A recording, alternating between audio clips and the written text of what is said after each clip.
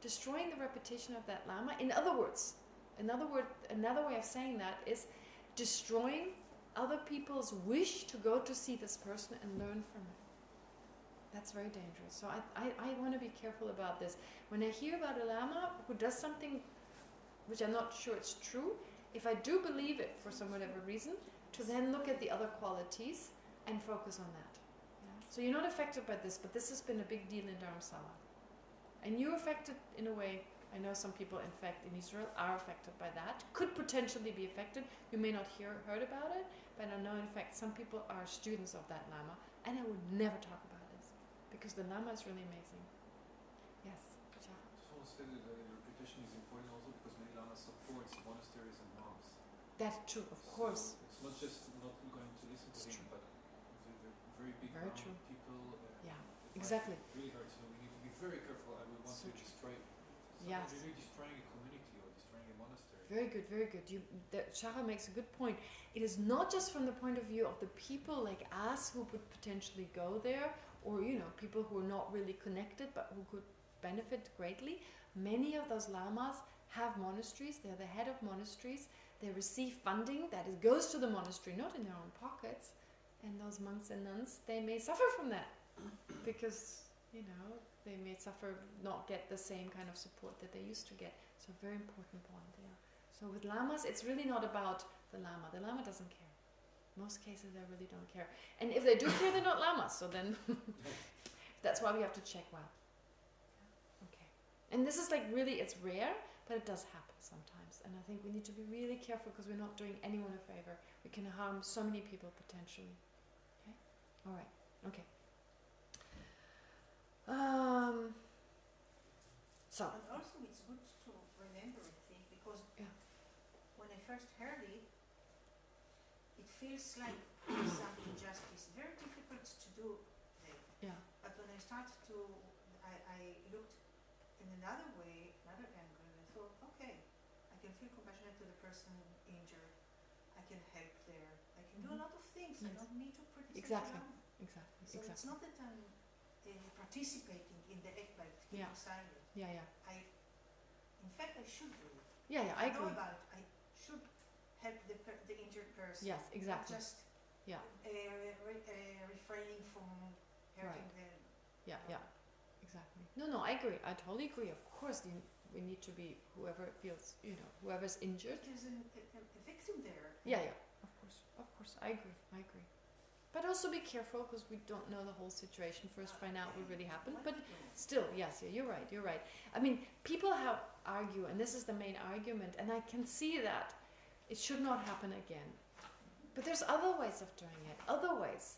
You can go and, they also have their own lamas who may advise them. So without it becoming public, they could go to their lamas and speak to them, say what happens, and then they may be reprimanded and it won't happen again. So this is kind of the argument. But to just make it public, not a good idea. Yeah. I mean, I know in ordinary cases, that's all right if it happens in an ordinary situation, but not for lamas, because of what they can do potentially for others. Yeah, so always be careful. But I'm not saying, please don't get me wrong, I'm not saying keep it all a secret and put it under the carpet and let's just, pretend this didn't happen. No, that's the other extreme. All right.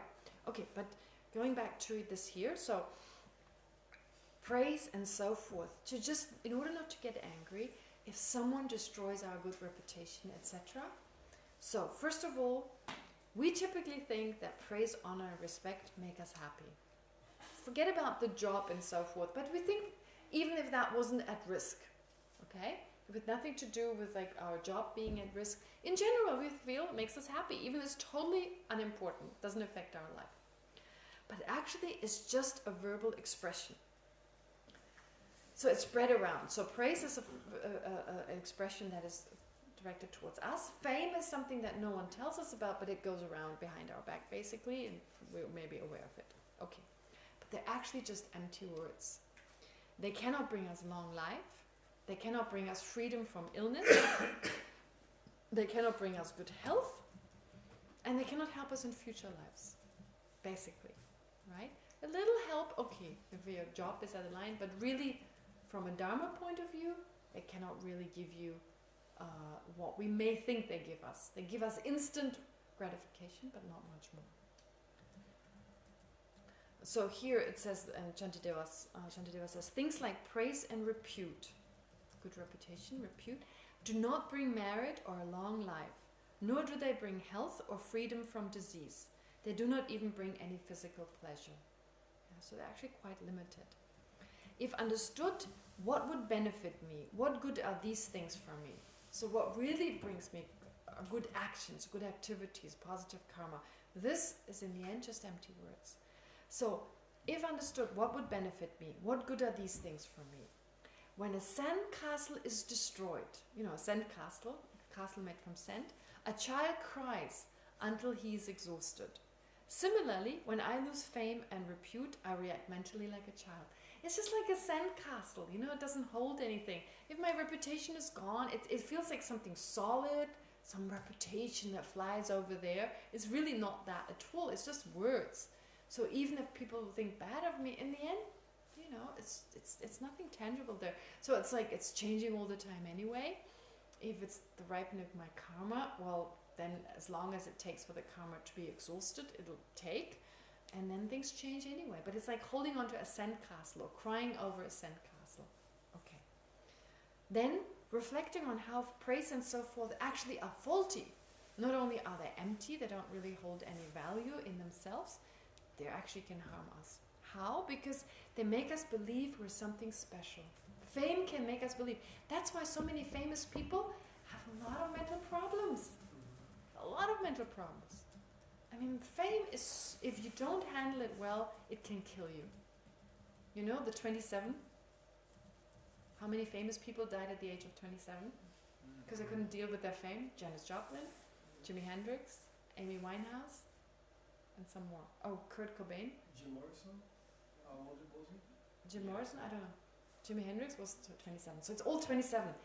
People can't deal with their fame. It's too much. They think they're really special, but they're not more special just because they get a good voice or they can play the guitar. I mean, that is special, but the rest, they're still ordinary. So then you become conceited, arrogant, attached to that. That's who you are. If you don't have it, you feel like you lose everything. You are that good reputation. It's like with the wealth, we talked about it yesterday.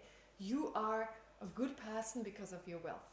Or, in this case, if that's the kind of attitude, we discussed it before. In this case, it's your fame. That's who you are. You're a good person. You're great. You lose everything, you lose that. Terrible. So the problem is with fame, and so the more you have it, the more you want. It's like power. Power and fame, terrible if you can't deal with them well. They're real poisons. And so many people who are famous, that's why they have this messy life. Unless they're very grounded and they control the, but then they have learned to ignore it and they have values. That's what I think. But not just that, they also don't believe in this. They don't think they're more special. They listen to this like just empty words. Oh, you're the greatest person in the world. I would die for you. Yeah, maybe, but it's not true. Yeah, so like you walk on the street and everyone goes, yeah, doesn't make you more special. But they really believe that. It's creepy. It's a creepy kind of belief. It's very, very difficult. Anyway, so we may feel happy for some time, but so on one hand, our afflictions grow stronger. We think we're better, we become conceited, arrogant. But on the other hand, we forget about the nature of suffering. We think we're special. We think life is wonderful. Oh my God, it does not. It takes us away from understanding suffering. That's another problem. Okay, and we become vain and jealous. We're jealous of others suddenly. If they're more famous, wow, jealousy. Self-attachment increases. It's just, praise destructs me. They destroy my sorrow. They destroy my sorrow, which means they destroy my understanding of the sorrow in reality, right? They destroy, I don't see reality, so they destroy my sorrow means that. They make me jealous of others' goodness. They destroy all positive things. The enemies of hatred, desire, etc. have no arms, legs, and so on. They have no heroism or intelligence, but I act just like their servant. Right? Like their servant of these things. So therefore, since fame, etc. causes problems, we should delight in those who destroy our fame and reputation. They're doing us a favor, because potentially they're putting poison, praising us is like putting poison on our plate, and we're very tempted to eat it. If someone takes the poison away from us, wonderful. We can choose not to eat it, but it's very tempting. So praise and fame and so forth is like poison, very delicious looking poison put in a plate in front of us, which we're very likely to eat. If someone takes it away, very kind. So therefore, we need to delight in those. We should, from the depth of our heart, think, how wonderful, they help me to overcome this obstacle of fame. Okay? So those three I thought we can meditate on for the last 10 minutes of this class. I haven't come into suffering, I haven't been able to go into suffering, being patient with suffering in general. I'll do that in the afternoon, and then Joy's effort will be a little shorter. Okay? But I feel this one and generosity are actually the more important ones, and so I spend more time. In particular, this one here is very important. Okay, so let's do a short meditation. So first, to reflect on how fame and praise lack good qualities, how they actually potentially can greatly harm us, and how those who destroy it are very kind.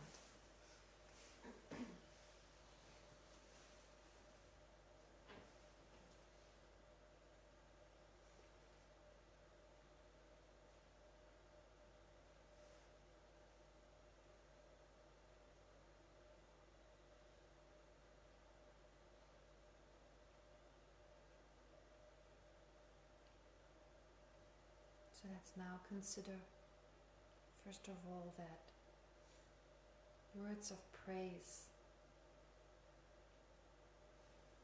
words that lead to honor and a good reputation,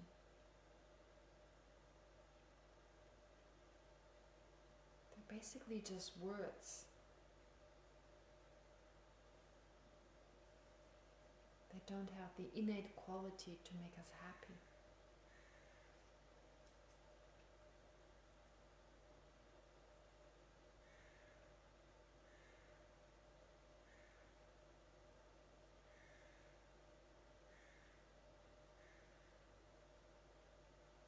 In fact, when we're being praised, or when someone says something positive of us, positive about us, in that moment a positive karma of the past has ripened.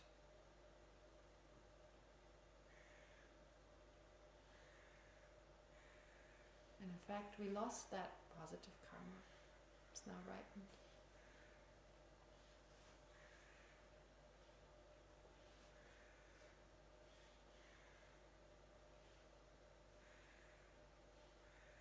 Instead of ripening for something more meaningful, it's ripened mainly or only for praise.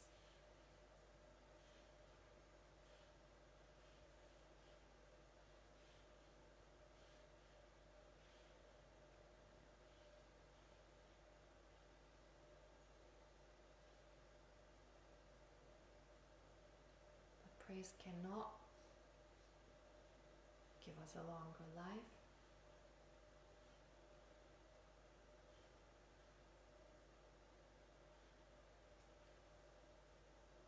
Cannot ensure our future happiness, better rebirth.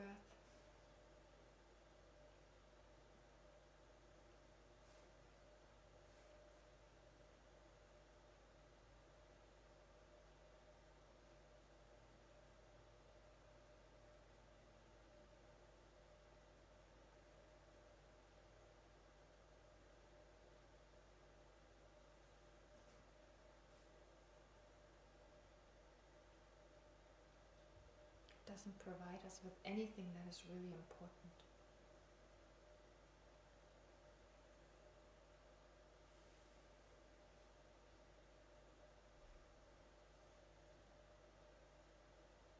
And on the contrary, it can be potentially very dangerous.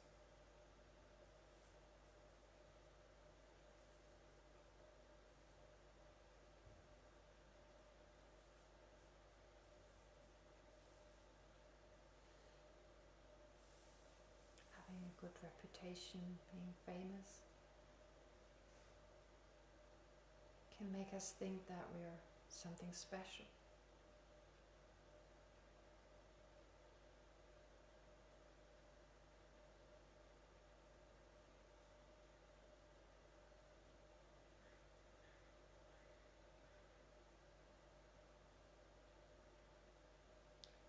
increases our self-attachment.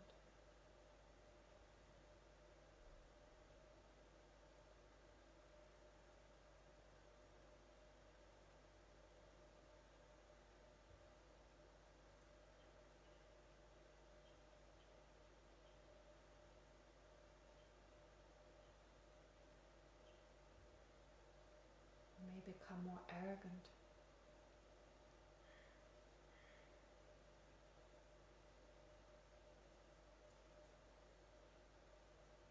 More vain.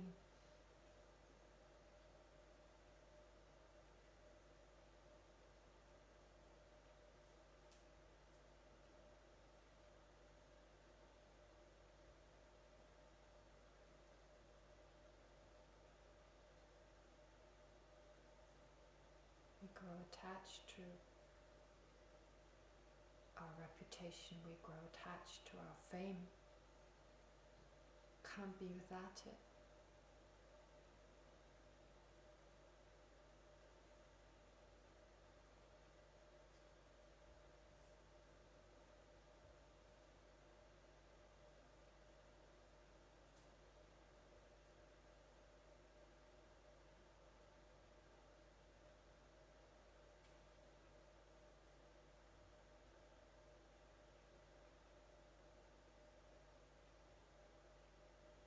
We grow jealous and envious when other people are more famous, have a better reputation.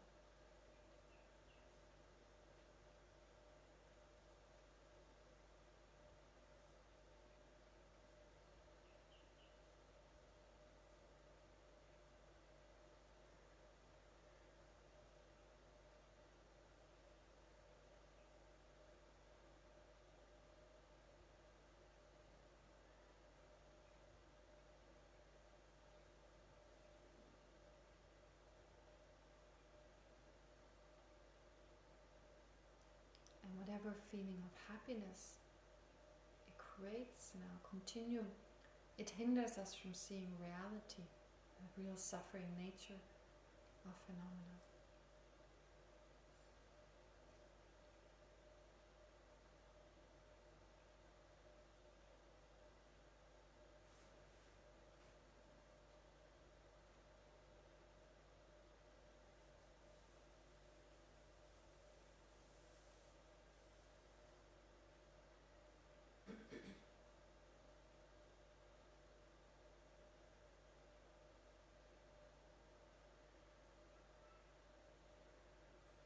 So therefore, fame, praise, reputation,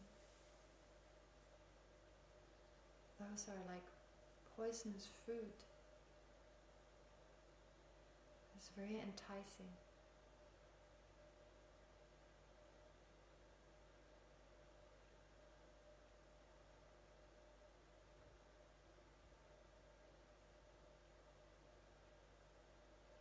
That due to our present mind and body could greatly harm us.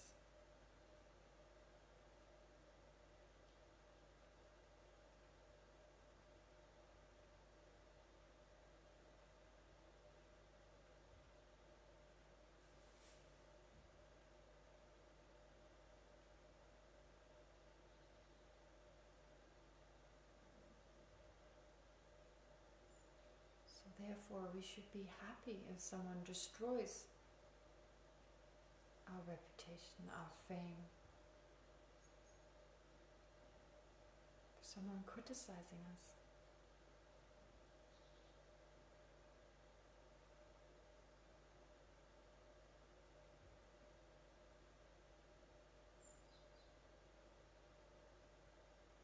Because they're taking away that potential danger.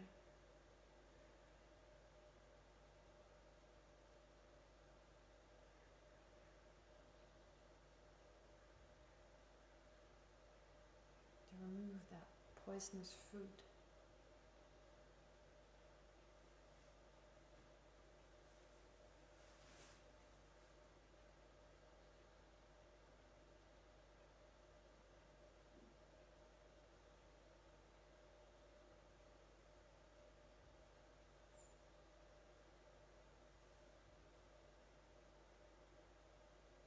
So try to generate a sense of gratitude, feeling grateful for this person destroying your good reputation and fame.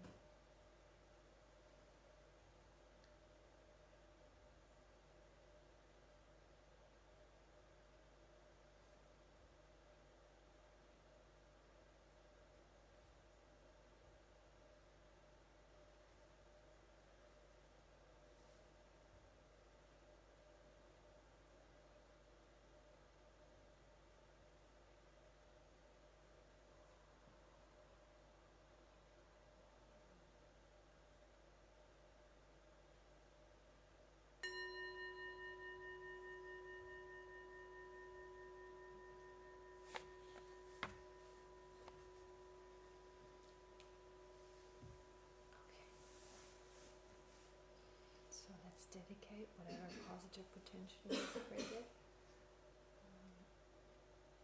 Maybe be able to overcome our anger, our resentment, our dislike for other people.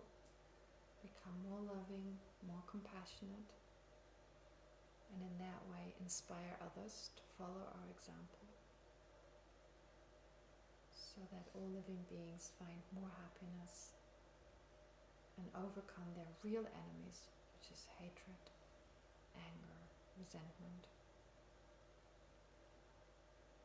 And in particular, let's dedicate this also to Shoshi and Norit. May they be healthy, stay healthy, get healthy.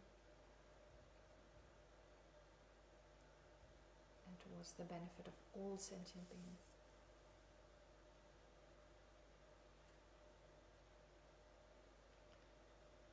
Okay. So, 5 minutes late, guess we need to go.